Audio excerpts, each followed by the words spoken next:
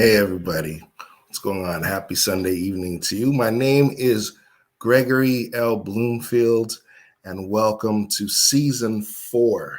I can't believe it. Season 4 of the podcast, Motivation Moments. It's been a long journey. I know you've waited a while. I've been doing a whole bunch of things while, you've been waiting for this podcast. Took a little break, did a few things, and I'm so glad to be back for season 4. We have an amazing array of guests, and I'm so glad that you're here. Please, if you're on YouTube, like, share, and subscribe. Click the button for notifications.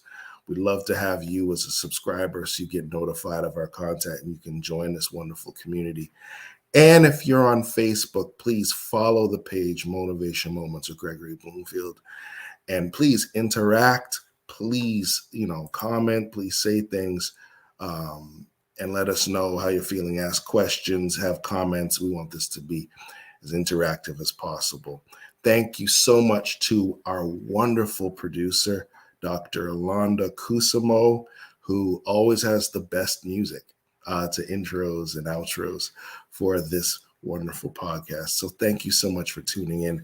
Hey, I wanted to give a huge shout out to everyone who's watching. Can you put in the chat where you're watching from? I know I got people from America.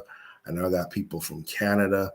And I got people from, believe it or not, Colombia and South Africa. But I want to give a special shout out to my new friends and family that I met for the first time in the UK. I had a wonderful time. I just came back from the UK tour from my best-selling book, The 522 Man, and it was amazing.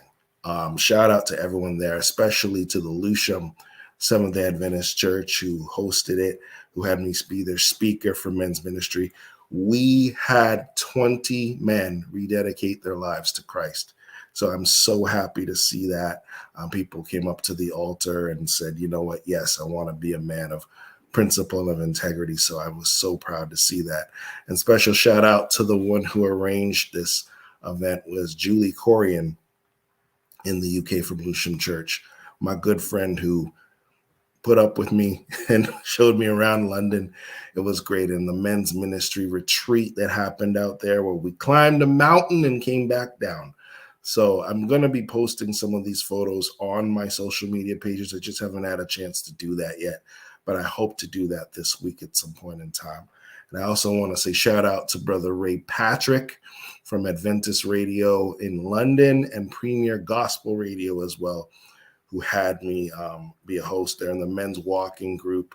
I can proudly say that the tour was a sellout. I came to England with a full suitcase, and I came back with an empty suitcase. All the books that I brought in, people were hungry to purchase them. So I thank the UK for such a wonderful time. I also want to talk about my new book that's going to be coming out. Yes, I'm on book number 4. Book number 4. And this book is, we can put it on the screen. You saw it. It's called You Love Me. You Say You Love Me, but Do You Respect Me? And this book is very special because it's myself and 14 other African-American men are dealing with the topic on what does it mean to respect your man. This is going to be a game changer for relationships, for marriages.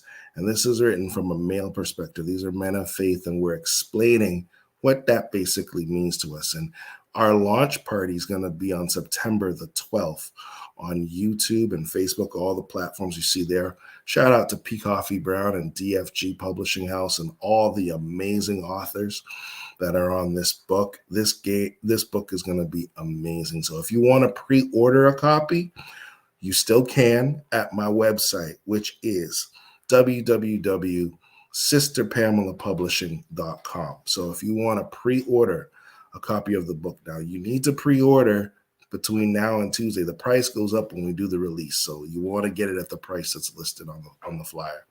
So please order it at sisterpamelapublishing.com. Now, I've said enough. I want to get right into our special guest. He is not a stranger to me. I've known him even before the beard. Hallelujah. And I actually know his family very well. His name is Robert Kennedy III. And for those of you who don't know who Robert Kennedy III, oh, there he is right there. Allow me, allow me to introduce you to him. Now, Robert Kennedy is the founder. Oh, look at them. Hey, you got. I guess you kind of do this for a living, right? Yeah. He is the founder, and so let me introduce you, man. Founder and CEO of Kinetic Communications. He is a leading communications and presentation trainer for specifically the real estate industry, but he's a keynote speaker and does workshops, coaching, consulting, and emceeing. So he knows how to tell stories, he knows how to host, he knows how to train, he knows how to motivate. And of course, this is motivation moment. So we get the best guests that can motivate people in the Lord. So he speaks at corporations, at companies. He also does work with governments and with faith-based organizations. He started off as a real estate agent. Then he transitioned to being a news anchor, and he was a voiceover artist and an e-learning developer. And all of these things has been the pathway to where he is today. But most importantly, he's a man who loves God. He is a loving husband, and he has wonderful kids. 2 kids, right? 3 kids. I'm sorry, 3 kids. Yeah. Right. So he is honestly, he's a guy I really look up to. He seems like he got it all together, you know. That's what it seems like to me.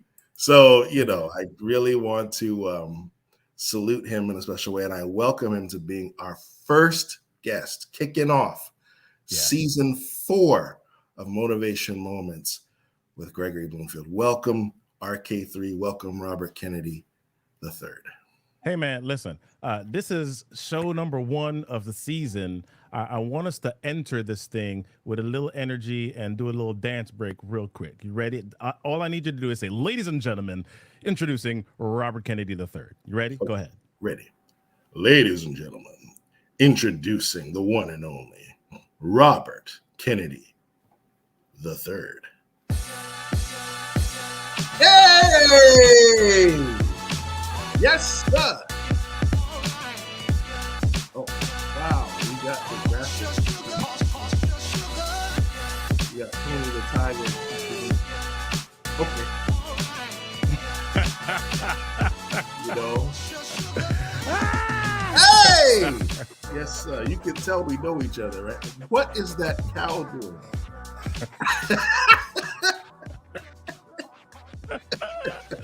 Oh, what's going on, Gregory? How you doing, my brother? That was dope. I really like that. So yeah, let me tell you, and this ties into our theme for the month, and the theme is you are going to win. Everybody put that in the comments, whether you're on Facebook or on YouTube. You are going to win. All right. Yeah. I don't know how to say it in Spanish, but if you can say it in Spanish, you are going to win. Put that in the comments right now, because that's the theme for this month. You are going to win. So we're going to be talking about winning. It's time. This is harvest time. This is the end of the third quarter. You are going to win. This is what we're going to be talking about. So, Robert, how you feeling, dude? I'm fantastic, brother. Life is good. I cannot complain.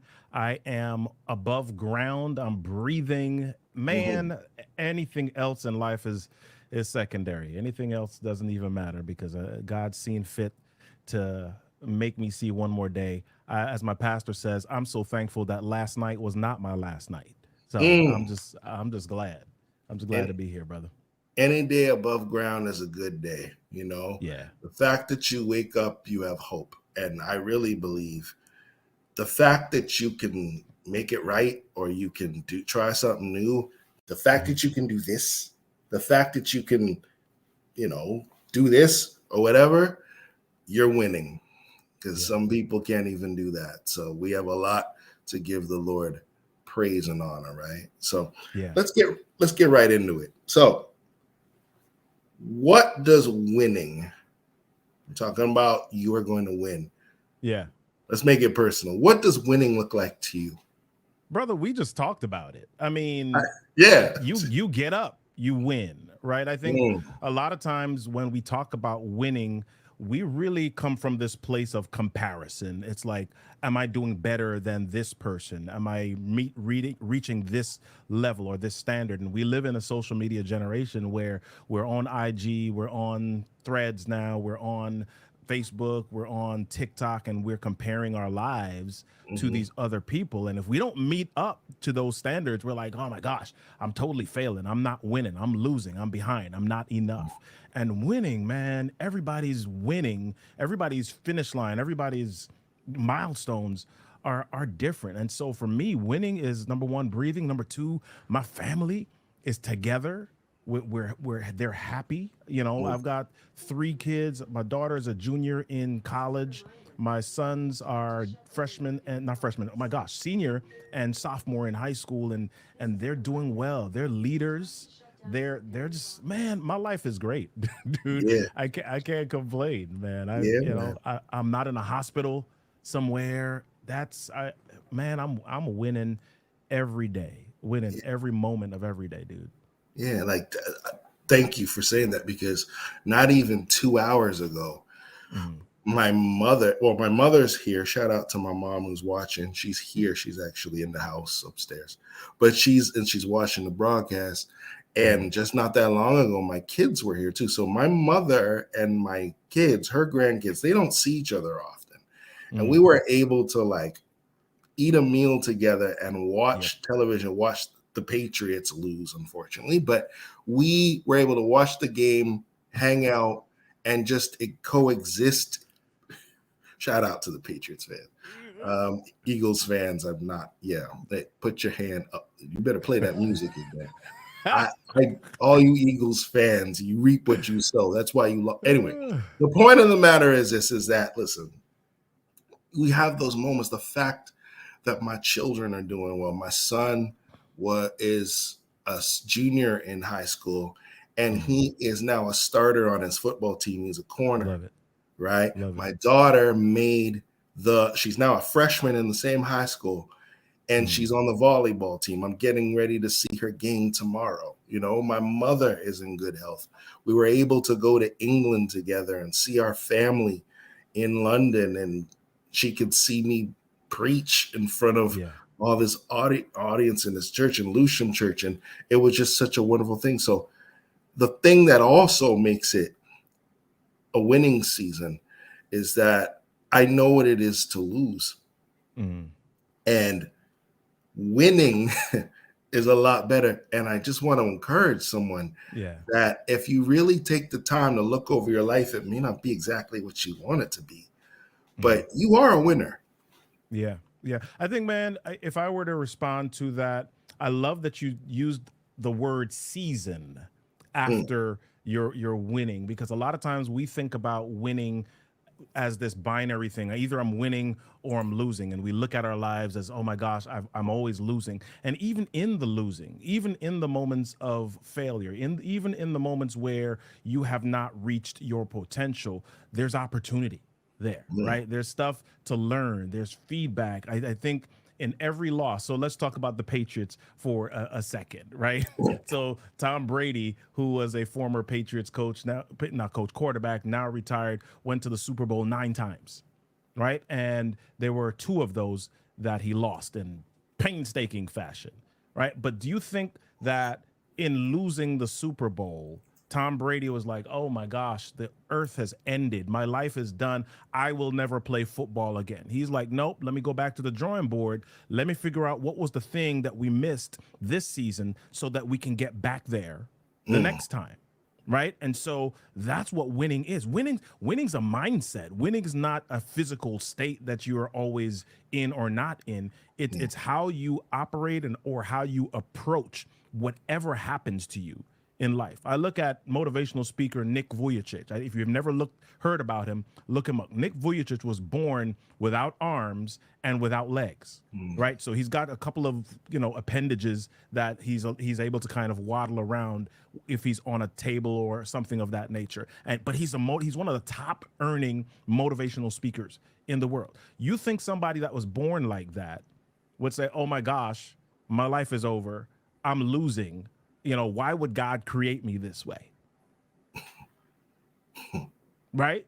But what he did was, I don't know what his life was like, and I don't even know how I would have responded if I was born that way. But he's turned his stuff, right? He's turned his mess into his message, right? It's his thing that he's able to share with the world. And people look at this guy and they're like, well, dude, if this guy can be optimistic, if this guy can have a positive spin on every day, right? What am I doing? Complaining. What's wrong with me? They messed up my order at Arby's. Why am I? What is it that I'm doing? Why am I complaining about stuff? I mean, it's the mindset. You got to wake up with that mindset, and that's how you determine whether you're a winner or not, man. Yeah. So many people, if you really look hard over your life, there's something that you can be thankful for, and you can say, I succeeded in that. And I've also heard some motivational speakers. I think it was Lewis Howes was talking about, if you do the best thing that you can do first thing in the morning is obviously pray and meditate, but make up your bed. If you do nothing else right, if the day goes to hell in a handbasket, at least you can look back in your day and say, at least I made up my bed. Start with the small victories, because many times we're looking at like huge victories and mountain moving experiences. No, man, you drove from point A to point B and there was no accidents. Forget your car, like the type of car you have. The fact that you got there, right? That's a victory in itself. So we should focus on the little things, and then we'll be even more appreciative of the big things. Yeah. So let's talk a little bit about failure, right? So we touched on this a little bit, but we're going to maybe do a deeper dive, because not everybody who's on this podcast, who's listening to us, whether live or on the archive, feels like a winner, right? No matter what we tell them, they're going to say like, man, y'all are too happy, really, like, I'm not really feeling it. So for those who might have failed in something, could be a business, it could be at a job, it could be in a marriage, it could be they feel that they made mistakes with raising their kids or in a relationship or whatever it may be. How can you fail at something and still be a winner, even in the midst of the failure? Let's talk about that. So I want to contextualize this a little bit. I want to go back to the word failure, because a lot of times we think about the word failure as a negative thing. We think about failure as an obstacle, or we think about it as the end of something. So I want to give a couple examples. So let's go to example number one. You go to the gym and you're trying to make your muscles bigger, right? So your trainer then says, do a set of 10. You do your set of 10, right? Then the trainer says, okay, put some more weight on it and do a set of 8. You do your set of 8. The trainer then puts more weight on it and says, okay, now lift until failure, right? So you're now pushing until you can't push anymore. Now, it might seem like, okay, I'm not pushing anymore. I can't lift anymore, so I can't lift any more weight. But what's happened is at failure is you're literally tearing muscle fibers. You're tearing muscle fibers and moving them out of the way to make space for the stronger, longer muscle fibers to grow, right? So this thing, you're going to failure, and in that failure, there's this pain, right? And we've all heard the phrase, no pain, no gain, right? So I'm pushing to failure. I'm actually embracing failure. I'm actually seeking failure Mm, so that my muscle, boom, can get larger, right? So that my strength can increase. right. So I did a podcast like a few weeks back, and I, when we were talking about the word fail, and we used fail as an acronym and identified as it as first attempt in learning, right? If I think We need to about, write that down. We need to put that yeah, in there. Yeah, yeah. If we put that, let's put that in the chat. Let's put that in the yeah, chat. Let's put it on the screen. Yeah. yeah. Okay. So I mean, if we think about babies, Yeah. babies, they're born, and and we want them to walk and talk and do all these things, and babies, for a good portion of the first couple of years of their lives, they're falling, they're failing. They stand up and they, bam, on the Yeah. ground, and they're Mhm. failing. And we don't say to them, "Oh my gosh, you're such a doggone failure. You're never going to amount to anything.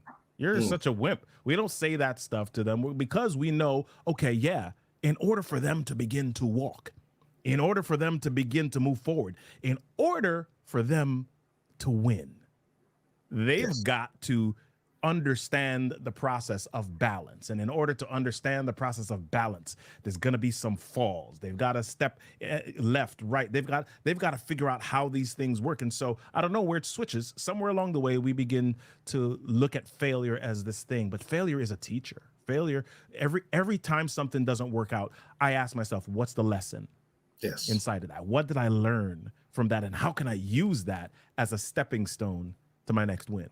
Yeah. And those are really that fail acronym. Could you say that one more time? Just fit. First attempt in learning. First attempt in learning. Let's get that. And I think that's really important that we understand that concept, because going back to your analogy with doing weights, we talk Mhm. about like I go to the gym as well, and one of the things is that we talk about the positive and the negative in the Mm. motion, the kinetic motion that we're doing Yeah. and working out. It's not the positive. It's not, let's use bench pressing, for example. It's Yeah. not the lifting the weight away from you that builds the muscle. It's Mm. the slow burn when you bring it back. It's the negative that builds the muscle. So Yeah. oftentimes, the negative thing that happened to you is Yeah. what's making you stronger. Mm-hmm. If you look at it from a short view, it looks like it's the worst thing in the world. And it could feel that way. It could feel devastating. But the one thing that I've always said, thank you, Dr. Londa, one thing that I'll always say, and I wrote this in the first part of my book, 522 Man, is just because you failed at something does not define you as a failure, Mm-hmm. right? I'm a divorced man. It does not mean that the marriage failed, but it does not mean that I'm a failure at being a husband. I just got to go back and say, you know what? Maybe I need to look at what I did wrong. Maybe I chose the wrong woman. Maybe the whole foundation was incorrect. And now I have more wisdom to make the right choice when that time is applicable. So Yeah. I think it's so important for us to change our context and perspective when it comes to Yeah. looking at the failures in our life, so that we ultimately are a winner because we learned the lesson. Yeah. So I want to point on something you said, and I want to go back to when you talked about choosing the right woman. And I don't want to talk about women specifically, but I think sometimes we make the right choice, but we're not ready for that choice.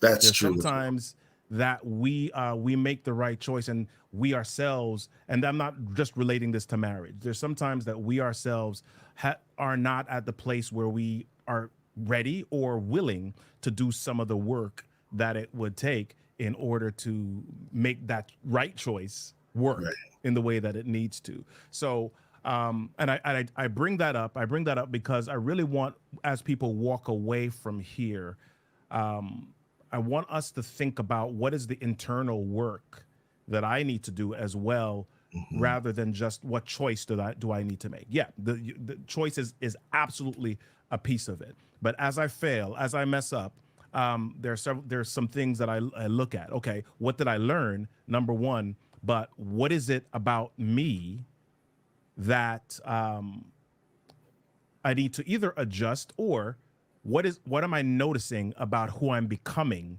because of that failure? Yeah. No, no, Right. So and you're yeah. right. It's like, so a lot of times we just stop at the failure but not do the Hmm. inner work. And I think one of the biggest victories is to admit that you failed. Hmm. I think and also the accountability that I contributed to it. It's Yeah. not that you beat yourself over the head, but it's doing an honest look to say, you know what, I didn't, it was not all that person's fault or that job's Hmm. fault. But you know what? Especially if you've had a lot of failures in the same area, Hmm. you're the common denominator. So maybe Right. the problem is not everybody's crazy. Right. Maybe the problem is you, and you need to work on it. And once you get that aha moment, I Hmm. believe that's the pathway to victory, because Yeah. now you have the opportunity to change. Yeah. So I think it's right. Yeah. Yeah. I bring that up as well because a lot of times when we're in situations, we're trying to change people, we're trying to change the situation, we're trying to change the things that are external to us, and the only thing that we really have control over is us. The only thing that we have control over is our mindset, how we see a situation, how we interact with the situation, the choices that we make, the words that we say. And that's why when people are in stuff and they respond a certain way, for example, sometimes one of the things that I choose not to respond to online, when I see people post something, right, and they'll post something, and then after that they'll put "fight me," or they'll put "I said what I said," right, and or it's that's just how I am. Mm, that's how you choose to be. Exactly. Right, that is how you choose to be in that situation. And I think each of us, if we decide that we're going to look for what result do I want, or who do I want to become, then we can more intentionally make choices about what will lead to that. There's this Yeah. great book by Michael Hyatt and Daniel Harkavy called Living Forward. And I want to encourage everybody to take on this exercise. There's an exercise in there where they ask you to write your eulogy, Oh wow. right? And you write your eulogy, and in that eulogy, you think about what are all the things you want to hear people say about you when you're no longer here. And when you understand that, and when you write that down, then you can intentionally step into that while Yeah. you're living. If I wanted my kids to say, Dad, he always spent time with us. Dad, he was always willing to listen, right? He Mhm. was always a listening ear. He was so kind. Then, if I know that I want people to say that, then I can intentionally create that for Yeah. myself. And that's the key word, intentionality. Yeah. Because you and also you want to have a good legacy. Yeah. So you gotta and self-assess. It's just like, you know what, there's certain things that I'm not strong at. There's certain things that I may not be doing right. And other people notice that about me. And sometimes it's hard to hear, but when you have a Mhm. humble spirit, you Yeah. recognize that it's for your good, right?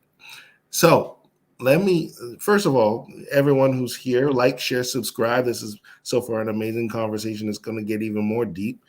You need to follow the channel, which is on YouTube and on Facebook, and that way you can get notified on future broadcasts. So we're here with my good friend Robert Kennedy III.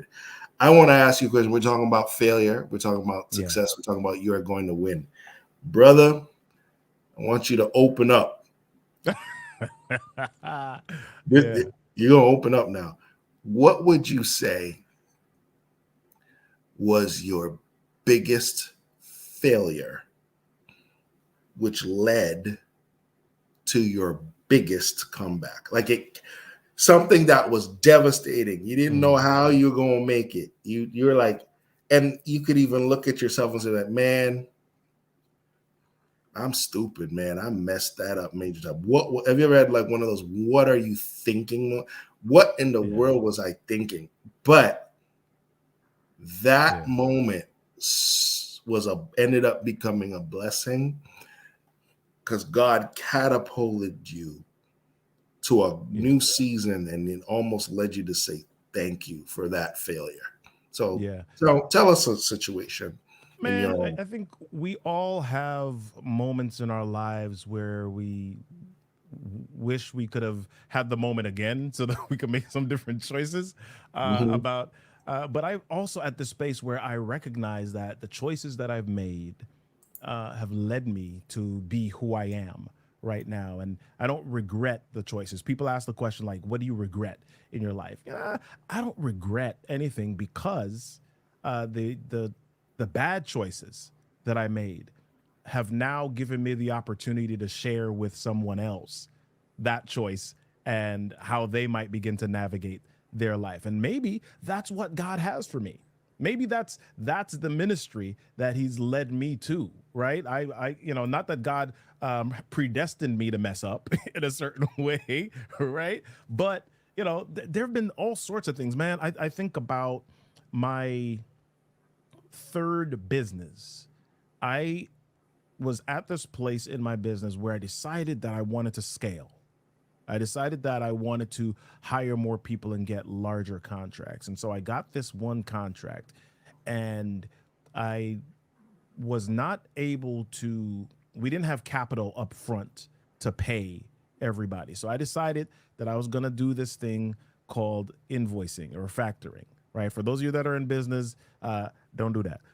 For those of you that are in business, pretty much what it means is that you get some company to lend you money on the promise that you will invoice for that amount, in the future as a part of the contract, and then they charge you interest on that, etc. So I was doing that, and I didn't plan effectively, and I went ahead and I started paying different things, different contracts out of this factoring money, and before I knew it, this entire thing exploded. I had one contractor that worked, that ate up about 60% of our budget in about 20% of the time.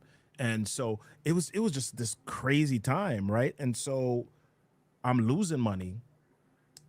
No money's coming in. I've got 3 kids at home. My wife works, but we've built our life on both of our budget and salary at this point, and I'm not contributing at this point because there's nothing to contribute. And so things are just exploding, and we get to this place where we've got to move out of our house. We've moved out of a house. We 3,000 plus square foot home, and we got to move into an apartment. Wow. And that was one of the most humbling moments.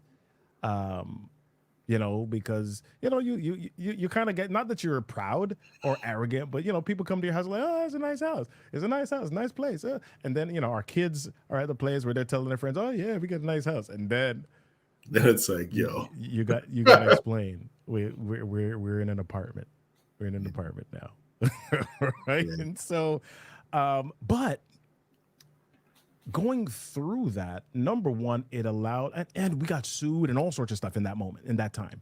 So it was just like a lot of crazy stuff happening. But what happened was that it allowed me to think about business differently. My Mhm. gosh, if we had time, I will go through all this, but it allowed me to also listen to my wife differently. I Mm. mean, our relationship went through some stuff. My wife, um, she wasn't going to leave me, but she said she felt like it. Yeah, listen, man, when the bills, Right. I no, no, no. Let's stay Yeah. there for a minute because one of the Yeah. things with ladies, and ladies, please chime in if you Mhm. agree with us, is that again we're on motivation moments. Women, I don't care if you are a corporate woman or you're a Mhm. blue collar woman or you're a homemaker, whatever you are. There is Yeah. not a woman that I know that's married or in a tight relationship that does not want security on all levels, Mm. Yep. right? Yep. Financially, emotionally, all that. Love making is so much better when the bills are paid and you're not afraid that the lights are going to get cut off. We had that. We had I'm that keeping happen. it 1,000, man. Yeah. Ladies, comment in the comments if you agree with that. Romance without finance makes no sense. I get it. So when the bills aren't being paid and when Yeah. things are stressful, it will it will affect your marriage. Yeah. Yeah. Yeah. Yeah. Yeah. I mean, we had to go through some stuff, man. I think, and one of the hardest things for her was that I am, I'm not anybody's good employee, right? Mm-mm. Um, and when she met me, I was a teacher. I was a classroom teacher. I was a high school science teacher when she met me. And at that point, we're in this apartment, and she's kind of like thinking and saying out loud, "Dude, why don't you just go back to teaching? You were good at that. You know how to do that. You have your degree, blah blah blah. All you need to do is get your certification again, blah blah blah." And man, I just could not, Mm. because I was also at this space where I was like, man, if I do that, it's gonna be this detour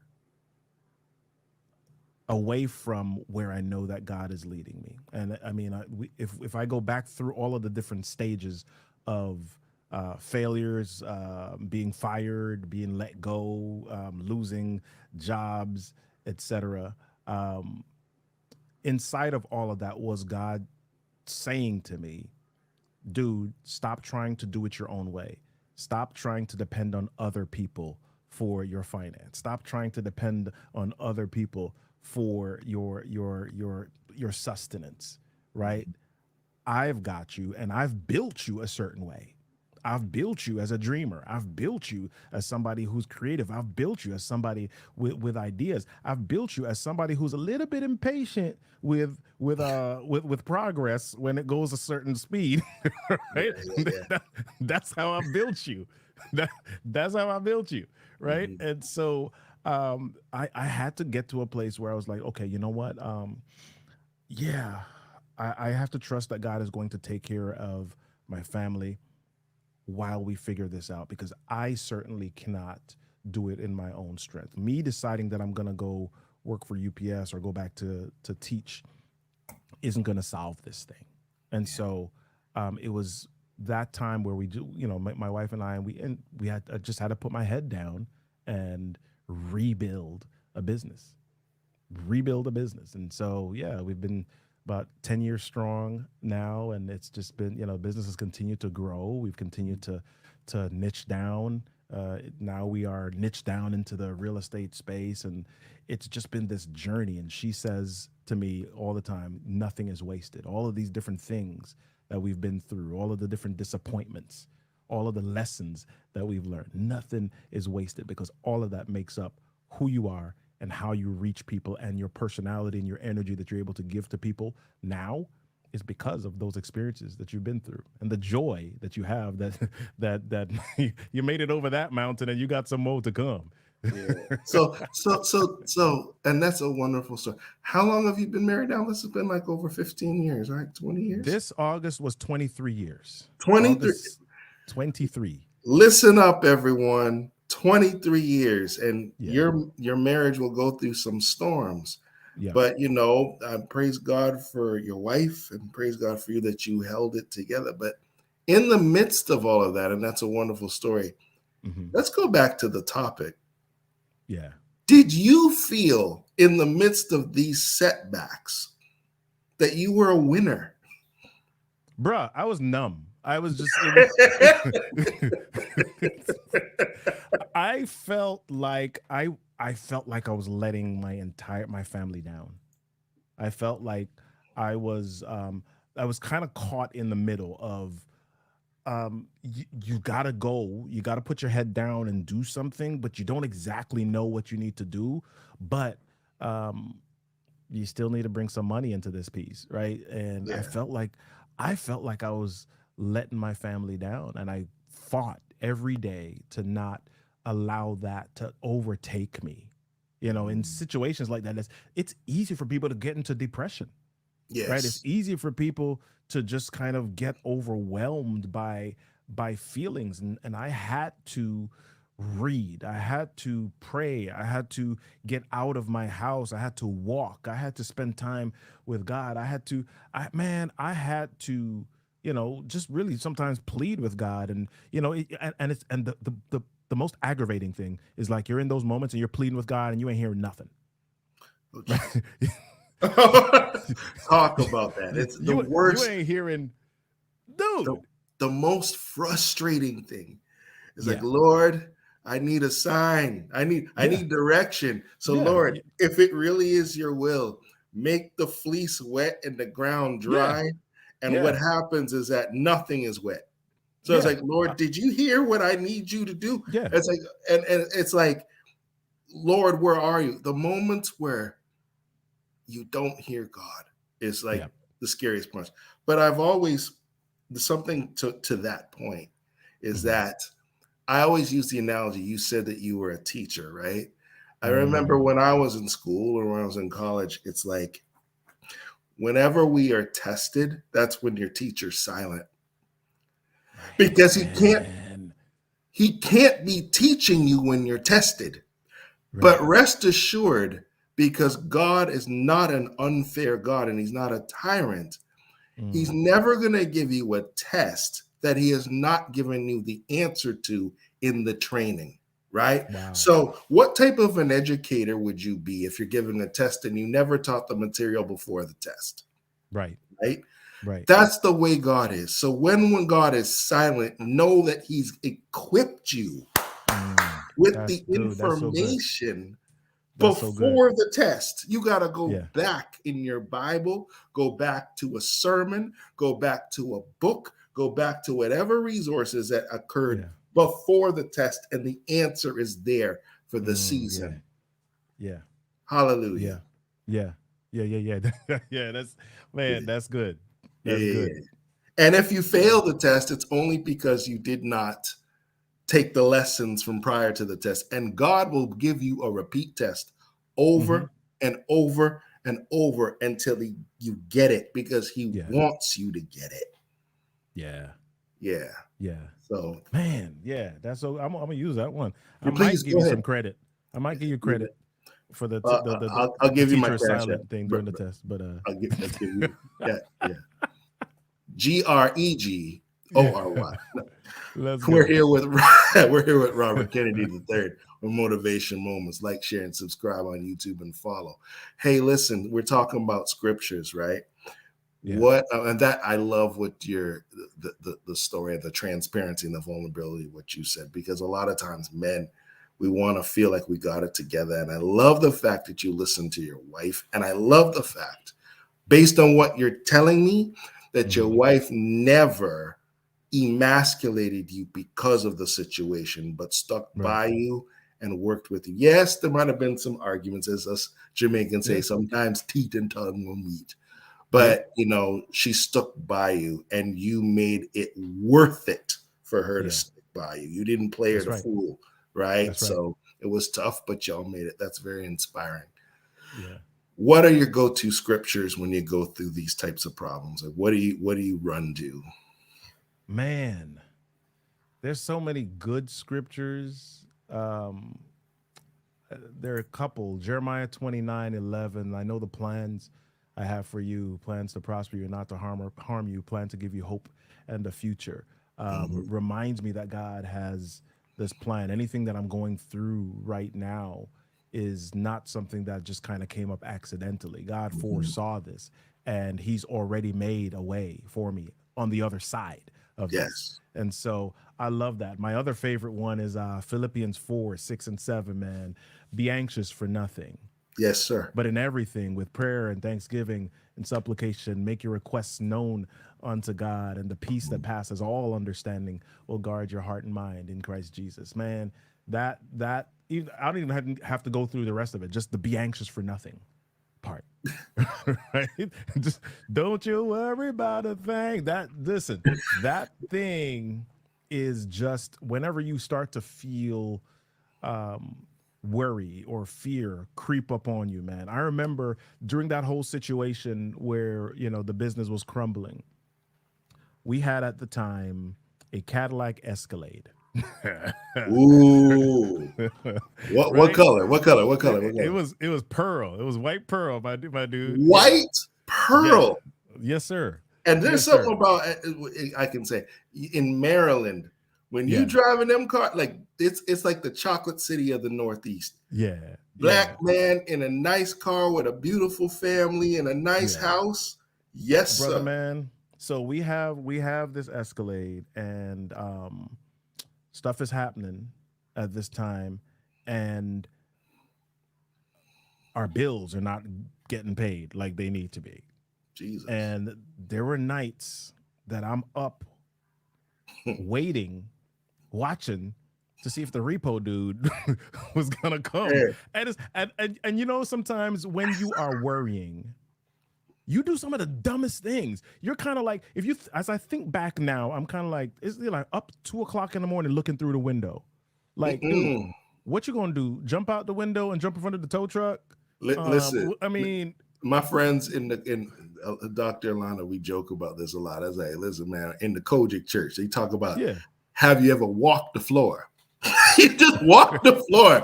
What about your bed? Yeah. That's long form for pacing. When you walk Yeah. the floor, amen. Yeah, yeah. I'm like, dude, are you gonna give the tow truck driver a motivational speech and change his mind? He's gonna be like, oh, you know what? You're right. Let me leave your car right here. You no, tell them it's the no, devil. Yeah. yeah.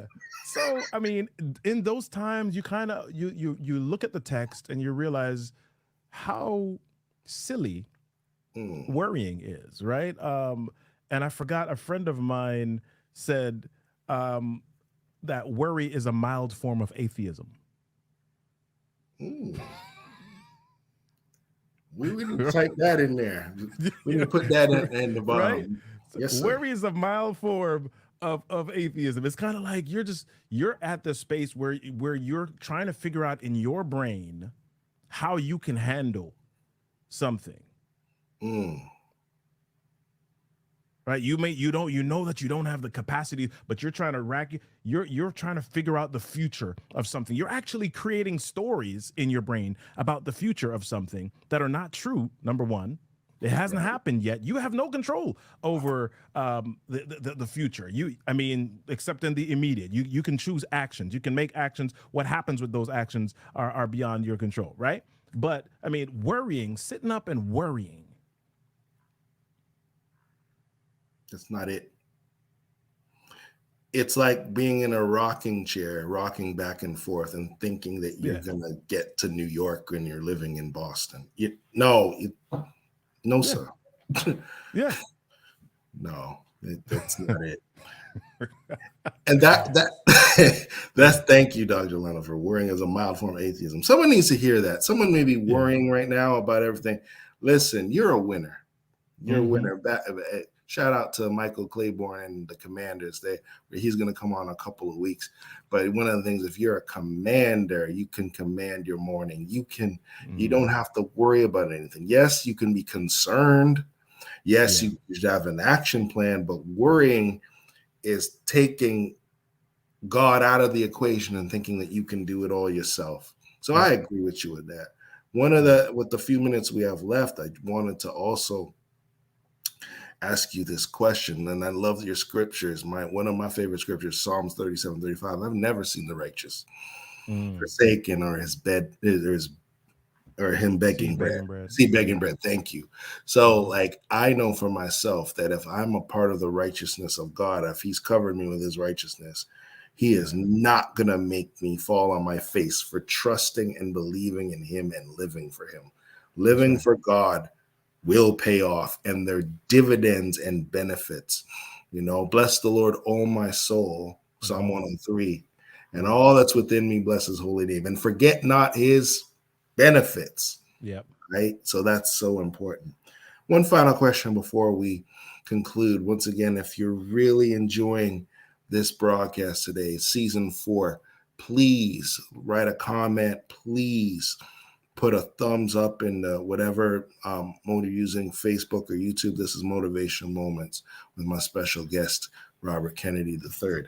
Yeah. What advice can you give to somebody who does not feel like they're winning, and how they can change their paradigm and their mindset to a Wow. winning attitude in the midst of their struggle or in the midst of their situation or challenge. What advice, man? There's so much advice that we can give. I think the simplest thing that I can say is be like a baby. Be like a Mm, baby. I think we talked about this earlier. Babies, they're born into this world and they're curious. Their eyes at some point, once they begin to be able to focus, they kind of see the world around them and they see the people that love them and the people that are interacting with them. And so they look at their father, they look at their mother, and they see that, wait a minute, they're upright, they're walking, they're doing these things, and they look at that and they're like, oh yeah, that's what I want to be, that's what I want to be like, that's what I want to do. And so at some point, parents put them on the floor, and babies, they start to crawl to move around. And if babies were satisfied with simply moving, they mm. would move around, they would continue to crawl for the rest of their life, because that's a form of motion, and it gets them from point A to point B. But no, it's not just about the motion, it's about being like the father, Yes. being like the parent, right? And so the baby then says, you know what, I'm going to pull myself up on this chair, I'm going to pull myself up on the side of this crib, I'm going to pull myself up on the side of this table, because I want to be like father, I want to be like mother. And they go through and they fall, and sometimes they may even skin their knee, or sometimes they may even hurt themselves, but they continue to push forward because they want to be like father. They want to be like mother. So Right. for those who feel like you're failing, the question is, who do you want to be like? Do you want to be like the father? Do you want to be like the parent? Do you want to be like Jesus? If you have a desire, if you've got a goal, if you've got a mentor, if you've got a model, and you want to be like that model. Now, I'm not talking about the earthly models that will fail you. I'm not talking about the earthly models that'll let you down and disappoint you. I'm talking about the one that is rock solid, right? If you have that rock solid vision in front of you, who do you want to be like? Then know that fall, know that trip, know that struggle, know that thing is just a part of the process to get you closer to your model. Be Mhm. like a baby Be and like a continue to baby. try to take that next step. Be like a baby. I like that. I like that. And being a baby and being a child, you're always open to learning. You're always Yeah, like always. When you stop learning, you will. When you stop growing, you start dying. yeah, So don't let your failure define you. Right? yeah, You're a winner, and when you're in God, when you're in Christ, it's a fixed fight. You're gonna win. hmm, Right? yeah, You're gonna take some blows. There might be some battles, but the war you will win. And yeah. just gotta. That's where your faith comes in, man. That's where That's it. your stick to itiveness comes in. And just even though it might be a hard situation, learn from it. Do your Yeah. best not to repeat it, and know that you will win in the end. Robert, this has been incredible. Could you tell us how our audience can reach out to you and connect with you through social media, through your website? Yeah. Tell us, well, the books that you have, the products, services, all that type of stuff. Man, you asking for the litany. So I'm gonna just make it real easy for people. You can find me on all of the socials. You can find me on my website. You can find me on my business website. You can easily look me up. But the easiest way is just to go to getintouchwithrk3.com, and all of my socials, everything's right there. My online business card, getintouchwithrk3.com. You can email me from there. You can call if you need. You can set appointments. Yeah, you can buy any resources that'll be helpful to you if you need that. So yeah, just get in touch with rk3.com and let's connect, people. Let's do it. Yeah. Robert Kennedy III, it was awesome to have you here to kick off season 4. Remember, you are going to win. Yeah. And also, I wanted to say if you want to pre order my book, You Love Me, But Do You Respect Me? Here's what it looks like. I'm one of the contributing authors. You can get this at www.sisterpamelapublishing.com. I have, I would love for you to pre-order that book, and we'll mail it out to you after the 12th. Give it about 3 to 4 weeks. And it'll be a great addition to your library. And you can also go on there and order the 522 Man and all the other products and services as well. So please, thank you, Dawn, so much. And thank you, Renee. Please know that you are a winner. And we're here every Sunday at 8 o'clock. We're in season 4. This is just the beginning. If you have not subscribed, I don't know what you're doing. Subscribe to this channel. Like, share, subscribe. Follow my boy, Robert Kennedy III. Follow me as we continue to follow the Lord. And until next time, thank you again to Dr. Alana for doing an amazing job producing. Thank you for them little dancing emojis too, Robert. The cow is awesome. And listen, remember to be encouraged, to be inspired, and to be motivated. Motivation Moments with your boy. We out. God bless you.